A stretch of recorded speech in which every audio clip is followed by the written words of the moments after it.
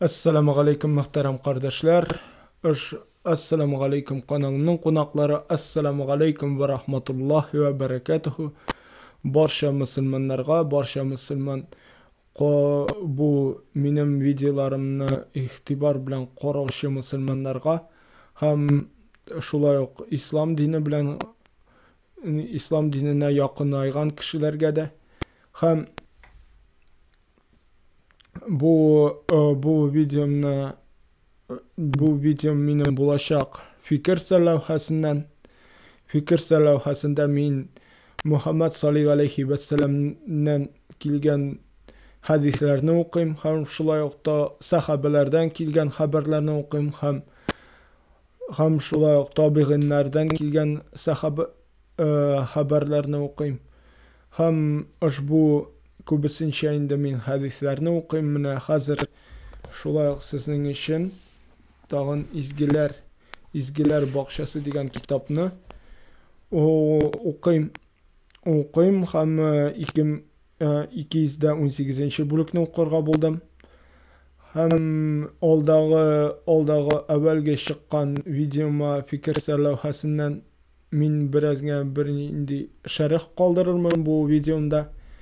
Ol kulmak kiyu turunda bo'lgan edi. Kulmak kiyu turunda onda ol videomda mening kulmak degan so'zim ikkinchi eshikda hayy rasmiy yozilmagan, shunga ko'ra ol xilof bo'lgan. Demak, onda men uni videomda o'zgarta olmadim, endi yangadan tushirmayman. Ham bilib turig'iz, bo'lay onda kulmak degan so'zda xato deb oldag'i tashqilishın videomning men o'zgartdim. Onda kulmak so'zini hayy rasmiy yozib qo'ydim. Bugungi shug'ullanishim mening bo'lajak yumart bo'lu, shariat qo'shqanni o'tav ham Ramazon oyida ayiruvchi aning so'nggi 10 kunida ko'proq yaxshilik qilish turunda bo'lajak. Ham men sizning uchun o'qib ketaman hadis. Ol 1222 hadis. Rivayet edilen İbn Abbas radıyallahu anhu aytdi. Rasulullah sallallahu aleyhi ve sellem eng yumart kishiydi. Ramazon oyida onun bilan Jibril uchrashganda u ayiruvchi yumart bo'laydi. Ramazon vaqtida Jibril onun bilan har tunni uchrashaydi. Onun bilan Qur'onni o'rganadi. Ham dirslikda Allohning elchisi sallallohu alayhi va sallam Jibril bilan uchrashganda u barliq yaxshilikqa erikli jildan da yumartroq bo'laydi. Demak, biz munda bildik Muhammad sallallohu alayhi va sallamning yumart kishi bo'luvi.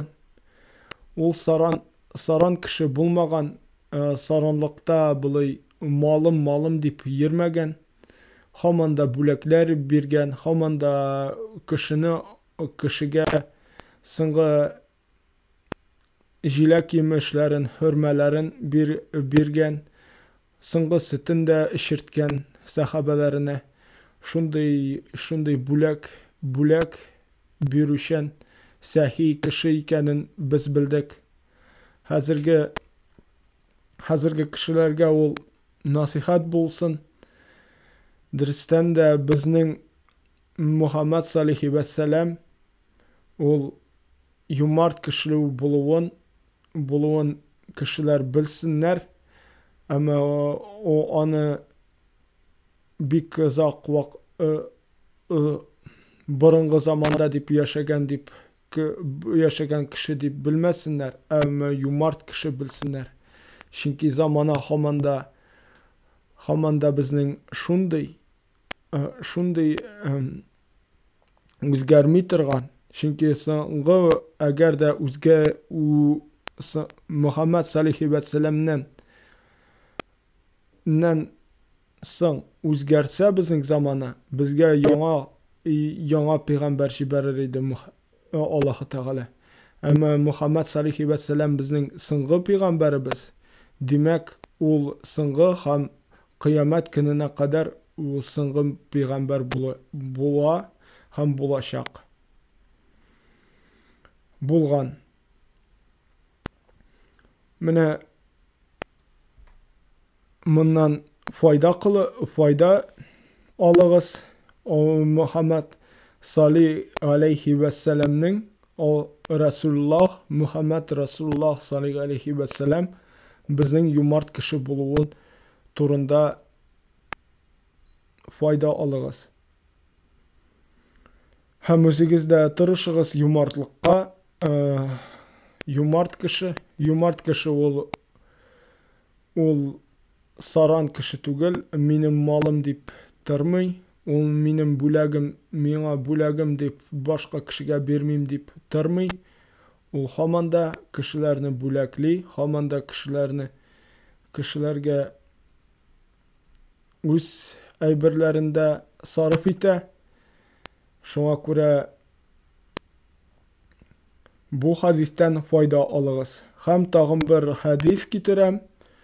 Ol 1223 hadis. Rivoyat etilgan G'oysha radhiyallohu anha aytdi: Ramazonning so'nggi 10 kuni yetgach, Allohning elchisi sallallohu alayhi va sallam kishilarni namozda o'tkazib, oilasini uyata, ibodatga ayirishga tirishlik bilan ko'rsata, ham izorini nag'roq baylaydi. Bu ikki hadisni Buxoriy ham Muslim imomlar keltiradi.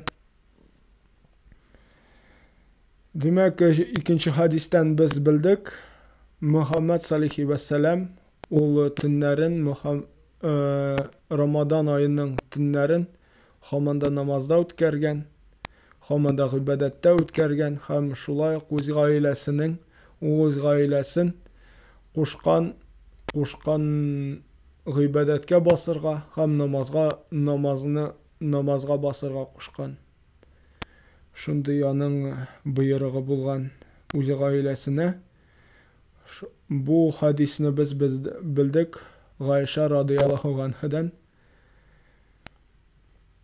Ham Buxoriy ham Muslim imomlari yozib olgan u hadisni. Mana ushbu hadisdan foyda olag'iz, hadislardan foyda olag'iz, ham baxtli bo'lag'iz, chunki hozir kishi bitini saranlikda botgan. Bir kishida yumartlikni, bekas kishi yumartlikni ko'rsata. Ammo yumartlikda ul bizning uchun qiyomat kunida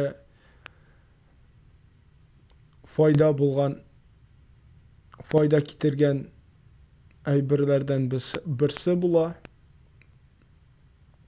Ham ul bizning eng yaxshi amallardan ham bizning sifatlardan bo'la yumartlik. Assalomu alaykum va rahmatullohi va barakatuhu. Kanalim o'sir uchun duo qiling'iz. Sharhlaringizni qoldirig'iz, ham shulay o'sha belgilarini qo'ying'iz. Mening Telegramima ham Patreonima ola bersa onu qararman hali. Yozilirga unutmag'iz. Assalomu alaykum va rahmatullohi va barakatuhu. Kelasi shishlarga qadar.